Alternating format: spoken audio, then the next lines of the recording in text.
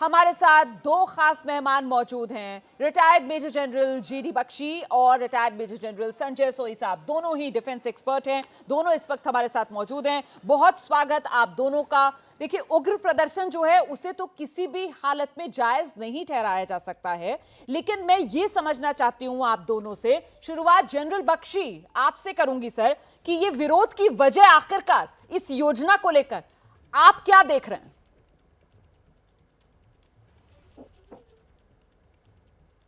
देखिए, सबसे पहले तो मैं अपील करना चाहूंगा तमाम युवाओं को कि देखिए, सेना में हम अनुशासित लोग लेते हैं, चाहते हैं, ठीक है।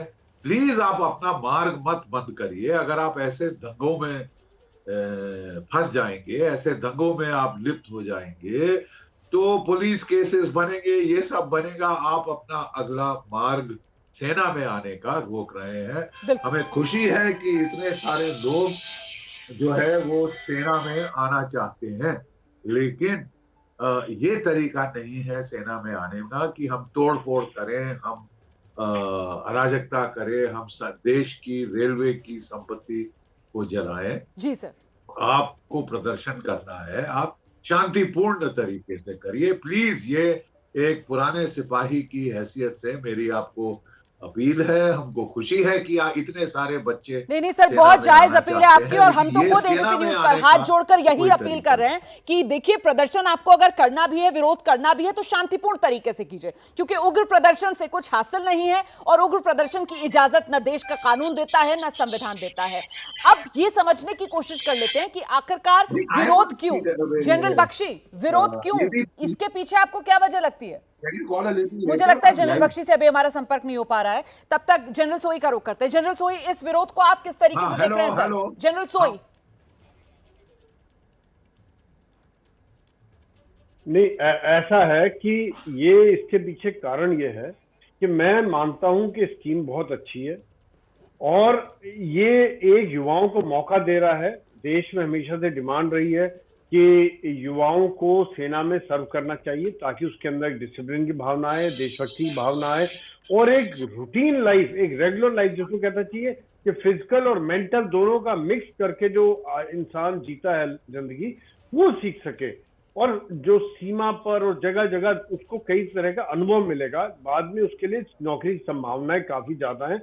जिस प्रकार सरकार ने भी बताया है कि चाहे होम मिनिस्ट्री के द्वारा अनाउंसमेंट की गई हो, स्टेट मिनिस्ट्री के द्वारा अनाउंसमेंट की गई हो, या फिर इवन जैसे कि कॉर्पोरेट वर्ल्ड में भी है। एक चीज और भी मैं कहना चाहूंगा यहाँ पर जी, कि जो प्राइवेट सिक्योरिटी इंडस्ट्री है वहां पर भी इनको कुछ ट्रेनिंग के बाद सिक्योरिटी ऑफिसर्स के तौर पर भी लगाया जा सकता है, जो बहुत रेस्पेक्टेबल और रिवॉर्डिंग जॉब रहेगा।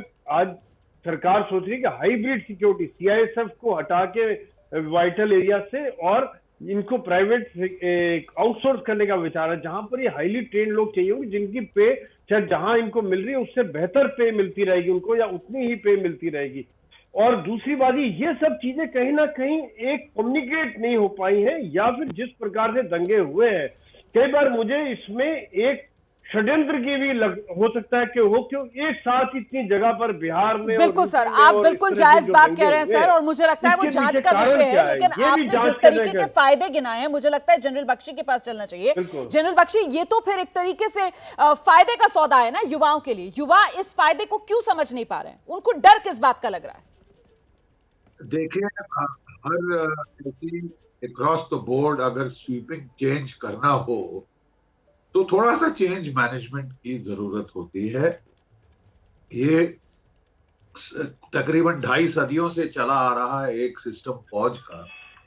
ओवरनाइट बदली करने के पहले मेरा सुझाव ये था कि अगर हम पायलट स्टडी कर लेते, lot of the teething problems could have been solved, ठीक है।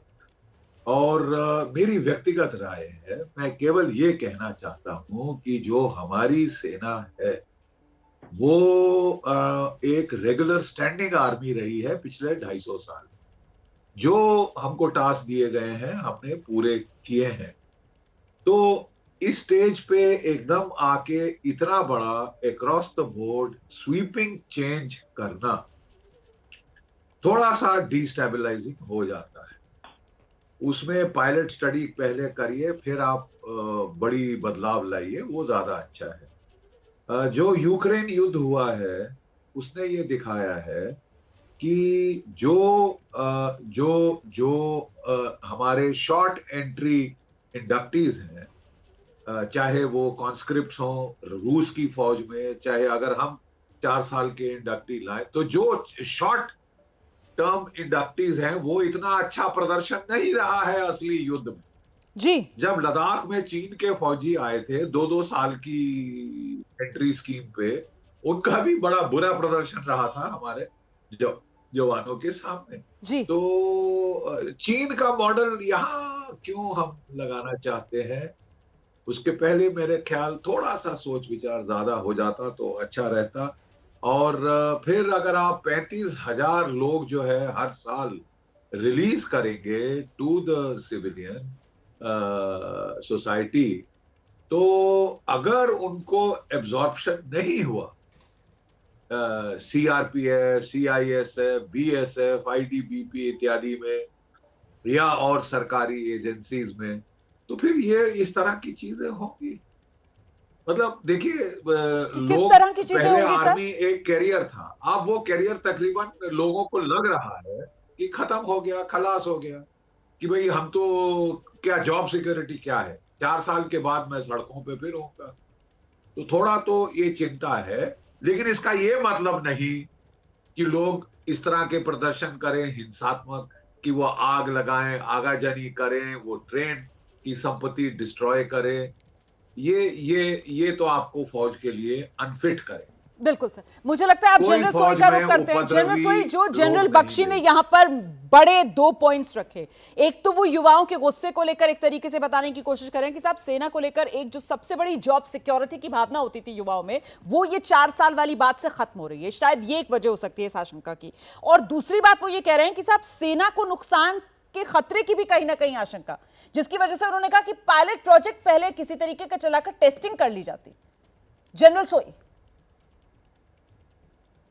जी बिल्कुल ऐसा है। जनरल जीडी बख्शी ने जो दोनों पॉइंट उठाए हैं बहुत ही वैलिड पॉइंट है, इसमें कोई शक नहीं है कि इसको एक तरह से ग्रेजुअल तरीके से इंप्लीमेंट किया जाए ताकि एब्जॉर्ब करें, हम नफा नुकसान देखें। एक खाली अभी कागजों पर स्टडी हुई है, 2 साल से इसके ऊपर मंथन चल रहा है, लेकिन वाकई में ये बात मैं बिल्कुल जनरल बख्शी से, कंसेप्ट अच्छा है, थॉट अच्छा है कि यंग लोग हों, लोगों को फौज का एक्सपोजर मिलेगा, ये सब विचार अच्छे हैं, लेकिन बिल्कुल इसको धीरे धीरे इंप्लीमेंट किया जाए। दूसरी बात यह है कि देखिए आज जो हमारी सुरक्षा की जो हालात हैं, यहाँ पर भी मैं जनरल बख्शी से सहमत हूँ कि एक तरफ चीन है, एक तरफ पाकिस्तान है, हमारी इंटरनल सिचुएशन कश्मीर है, पंजाब में गड़बड़ करने की कोशिश कर रहे हैं। ऐसे में अगर हम 32-33 तक 50% अग्निवीर सेना में हो जाएंगे तो 3.5 साल में एक जो कटिंग एज वाले आर्म्स हैं, इन्फेंट्री है, आर्मर है, आर्टिलरी है, वहां पर एक काफी बड़ी दिक्कत आ सकती है, क्योंकि हमें चाहिए अनुभव और यूथ मिक्स। सेना में 3.5 साल में कोई बहुत ज्यादा ट्रेनिंग नहीं हो सकती है। यहाँ पर मुझे वो परसेंटेज भी थोड़ा मैं कम करना रखना चाहूंगा कि मेरे ख्याल से 20-25% से ज्यादा अग्निवीर ना हो, यूथ रहे और एक अनुभव के साथ मिक्स होके वो काम करें। लेकिन ये जो बात है, ये चीज, बल्कि मैं ये कहूंगा सेना एक आक्रामक व्यवस्था है जो हम सीमा पे सुरक्षा करें। कल गड़बड़ होती है तो बहुत देश की सुरक्षा के लिए खतरा है। यहाँ पर मैं चाहता हूं कि ये चीज सीआरपी, बीएसएफ जहां पर 60 साल तक लोग सर्व करते हैं, वहां पर क्यों नहीं इसको, वहां पर भी क्यों नहीं इंप्लीमेंट किया जाए कि वहां पर भी यूथ की काफी जरूरत है। फौज में तो वैसे ही 17 साल में बहुत सारे जवान आउट हो जाते हैं, वैसी काफी हद तक यूथ आर्मी है। जी, आपने जो बात कही और जनरल बख्शी ने जो बात कही, तो मतलब कुल मिलाकर आप दोनों डिफेंस एक्सपर्ट्स और आप दोनों एक ही पेज पर इस वक्त आ गए। आप दोनों इस बात को लेकर सहमति जता रहे हैं कि साहब ये जो योजना लाई गई है इसको ग्रेजुअली लेकर आया जाता तो बेहतर होता। जनरल बख्शी, जल्दबाजी में फिर मैं ये कहूं कि लाई गई योजना है? देखिए, वही मैं प्लीज रिक्वेस्ट करके हाथ जोड़ के सरकार से कह रहा हूं कि साहब बहुत अच्छी इंटेंशन है, बट ये जो कम्युनिकेशन प्रोसेस है, आप देख रहे हैं कि किस तरह हमारी इंटेंशन कुछ और जमीन पे क्या परसेप्शन हुई है, change has to be managed and such sweeping across the board change सुबह उठ के ऐलान करने से अगर किया जाए तो इम्प्लीमेंटेशन में सीरियस प्रॉब्लम्स आ सकती है। देखिए, हमारे देश में एक जो प्रॉब्लम जिससे ये लोग जूझ रहे हैं वो ये है कि मैन पावर के कॉस्ट बढ़ते जा रहे हैं और रेवेन्यू बजट बढ़ता जा रहा है। कैपिटल बजट जिसमें कि आपने हथियार खरीदने हैं वो घटता जा रहा है। तो इसलिए सरकार की चिंता ये है कि साहब हम हथियार कहाँ से ये जब हमको इतना पैसा खर्चा करना पड़ता है। लेकिन मेरा मेरा हम्बल सजेशन, हाथ जोड़कर सरकार से विनती कि साहब वो हथियार भी चाहिए। रूस का युद्ध दिखाता है कि मैन पावर के अभाव में आपको बहुत तकलीफ हो सकती है लड़ाई के मैदान में। 1.5 लाख की फौज से रूस ने 2.5 लाख की यूक्रेन आर्मी पे हमला किया है। क्या रूस की फौज में हथियारों की कमी है? कोई कमी नहीं। लेकिन उसको जो लोग कह रहे थे कि 10 दिन में हो जाएगा, आज तो साहब 100 दिन के ऊपर हो गया, 4 महीने हो गए। अंत नहीं दिखाई दे रहा है इस युद्ध का, क्योंकि मैन पावर नहीं है रूस के पास। हमारे सर, पास आप बहुत ही शानदार तरीके से जनरल बख्शी, आप बहुत शानदार तरीके से और रूस यूक्रेन युद्ध का उदाहरण देकर बाकायदा इस पूरे मसले को समझाने की जो कोशिश कर रहे हैं, आप ही की बात को आगे बढ़ा रही हूं सर। जनरल सोई का रुख कर रही हूं। जनरल सोई, मतलब यहां पर जनरल बख्शी ये कह रहे हैं कि साहब भारतीय सेना को हथियार भी चाहिए, भारतीय सेना को सैनिक भी चाहिए, लेकिन कोई भी किसी दूसरे की कीमत पर नहीं चाहिए, दोनों जरूरी। और यहां पर वही बैलेंस जो है वो इस अग्निपथ योजना में मिस होता हुआ नजर आ रहा है क्या जनरल सोई? नहीं, देखिए, इस चीज से मैं पूरी तरह सहमत हूं कि आज हमें आत्मनिर्भर सेना होनी चाहिए, मजबूत सेना चाहिए।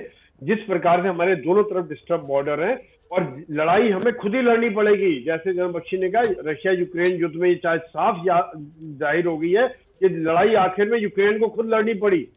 तो यहाँ पे कोई हमें सब हथियार मिल सकते हैं, लेकिन कैपिटल में जो वाकई में जो खर्चा हमारा रेवेन्यू का काफी बढ़ता जा रहा है, ये सरकार का चिंता का विषय है। लेकिन मैं अग्निपथ के सपोर्ट में इसलिए हूं कि कुछ ना कुछ परसेंटेज जरूर एक चेंज, परिवर्तन जो आता है उसके लिए रेजिस्टेंस रहता है। परिवर्तन के लिए लोग सोचते हैं क्या हो गया। जब पहले राष्ट्रीय राइफल खड़ी हुई थी तभी भी काफी चैलेंजेस आए थे, काफी लोगों ने कहा था किस प्रकार से। लेकिन मैं यहाँ पर जो जनरल बख्शी ने कहा, मैं ये कहता हूँ स्कीम अच्छी है, लेकिन इसको ग्रेजुअली इंप्लीमेंट किया जाए और लोगों को कम्युनिकेट किया जाए, बताया जाए। जैसे आज फेजेस में निकल के आ रही है, आज 23 साल की उम्र हो गई, जब लॉन्च होगी उससे अगले दिन बताया कि होम मिनिस्ट्री ये जॉब देगी। अभी बातचीत चल रही है कि अभी बाकी मिनिस्ट्री से बात चलेगी, वो क्या फायदे दे सकते हैं। तो ये चीजें थोड़ा सा पहले होके और एक आम जनता जो है उसको पता रहता तो एक थोड़ा सा बेहतर रहता। अब देखिए जनरल सोई, आप जो बात कर रहे हैं, एक सेकंड सर, एक सेकंड जनरल सोई, आप जो बात कर रहे हैं, आप ये कह रहे हैं कि आप पूरी तरीके से सपोर्ट करते हैं इस अग्निपथ योजना को। आप ये कह रहे हैं कि आपको दिक्कत इस बात से है कि साहब इसको एक तो ग्रेजुअली इंप्लीमेंट करना चाहिए था, और दूसरी बात आप ये कह रहे हैं कि इसको फेज्ड मैनर में इंप्लीमेंट करना चाहिए था। ये पॉइंट आप रख रहे हैं, ठीक है, लेकिन आप सपोर्ट कर रहे हैं इस योजना को। जनरल बख्शी, और एक चीज मैं ये कहूंगा, परसेंटेज ज्यादा है, 50% बहुत ज्यादा परसेंट है, वो बहुत ज्यादा, उसमें मैं पक्ष में नहीं हूं, मैं चाहता हूं परसेंटेज कम रहे। ठीक है जनरल बख्शी, अब आपका टेक इस योजना को लेकर सर। देखिए, मैं कहना ये चाहता हूँ कि हमने पहले भी हमारी सेना में ऑफिसर्स के लिए शॉर्ट सर्विस कमीशन रही है, बिल्कुल, परंतु वो एक सपोर्ट कार्डर है जी। आज आप कह रहे हैं कि समस्त सेना शॉर्ट सर्विस के मॉडल पे आए, और वो एकदम मतलब कि वांट आप मतलब ये एक आदेश और सारी सेना स्टैंडिंग आर्मी से शॉर्ट सर्विस मोड के ऊपर आ जाएगी। तो मेरा थोड़ा सा रिक्वेस्ट है कि 2 साल जो भी हमारी इसके ऊपर डिस्कशंस हुई हैं वो क्लोज डोर हुई। जब आपने इंप्लीमेंट करने की कोशिश की है, इतनी मिसपरसेप्शन डाउन द लाइन गई, नहीं तो इतनी मिसपरसेप्शन की आज लोग हिंसा पे उतारू हो गए। सो आई थॉट कि क्लोज डोर डिबेट के बजाय एक थोड़ा ओपन प्रिपरेशन पीरियड की जरूरी थी, जिसमें कि आप लोगों को प्रिपेयर करें। और इस स्कीम में अगर आप बिल्कुल आमादा है कि इंप्लीमेंट करना ही है, तो मेरा ख्याल से जो मिनिमम सर्विस होनी चाहिए वो 7 साल की होनी चाहिए। इवन शॉर्ट सर्विस की पहले 5 साल थी, फिर बढ़ा के 10 साल कर दी गई टू मेक इट वायबल। देखिए, मैं समझाने की कोशिश करता हूँ। 4 साल के लिए आप एक जवान को लेते हैं नई स्कीम के तहत, नंबर 1, और वो 4 साल में से 6 महीने ट्रेनिंग, उसके पश्चात हर साल जवान को 2 महीने जो है एनुअल लीव उसको ऑथराइज्ड है, और उसको कैजुअल लीव भी ऑथराइज्ड है, उसको कोर्स भी करने हैं। तो रह सुनकर वो पलटन में केवल 2 से 2.5 साल सर्व कर पाए। 2 से 2.5 साल में हार्डली वो अपनी जॉब सीखेगा कि उसको बाहर जाना पड़ेगा। आपको एक और नया अग्निवीर लाके शुरू से उसको ट्रेनिंग शुरू करनी पड़ेगी। आज सर्विस 17 साल की है जवान सर की। बहुत बहुत धन्यवाद आप दोनों का हमारे लिए वक्त निकालने के लिए। तो बड़े सुझाव यहाँ पर जो रक्षा एक्सपर्ट्स की तरफ से दिए जा रहे हैं, और यही बात सामने निकल कर आ रही है रक्षा एक्सपर्ट्स की तरफ से कि साहब इस रूप में तो ये योजना लागू करना व्यवहारिक, प्रैक्टिकल नजर नहीं आता।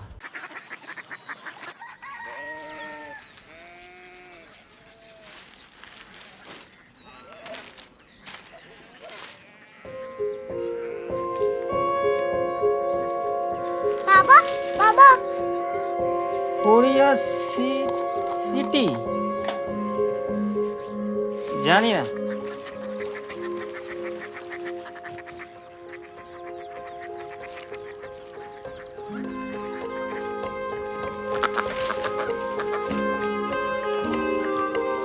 Korea city? हाँ।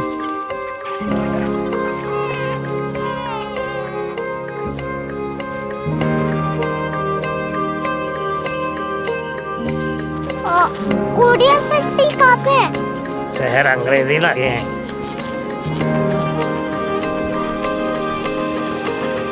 Korea city.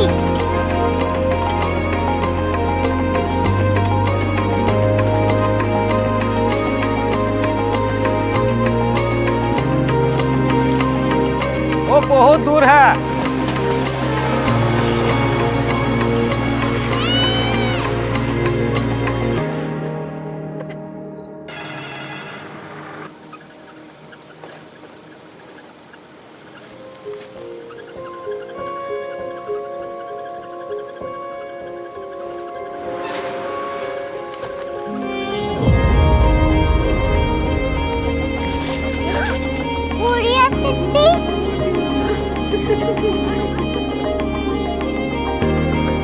दुनिया कुछ लोग बड़े होते हैं। कोरिया सिटी कहाँ है? प्रोफेसर साहब को पता होगा।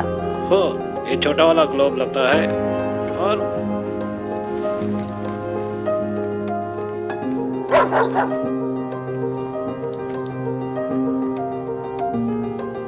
पता नहीं, मेरी बेटी से जाके मिल लो, शायद उसे मालूम हो।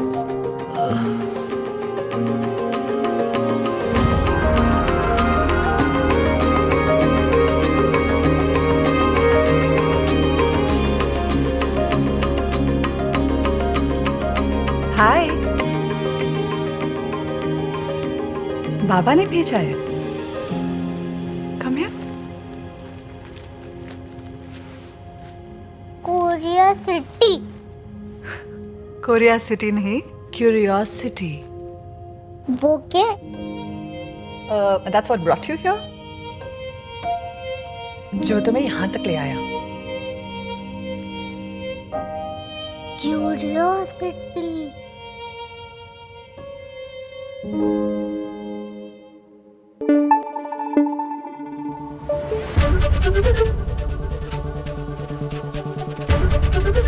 एबीपी न्यूज आपको रखे आगे।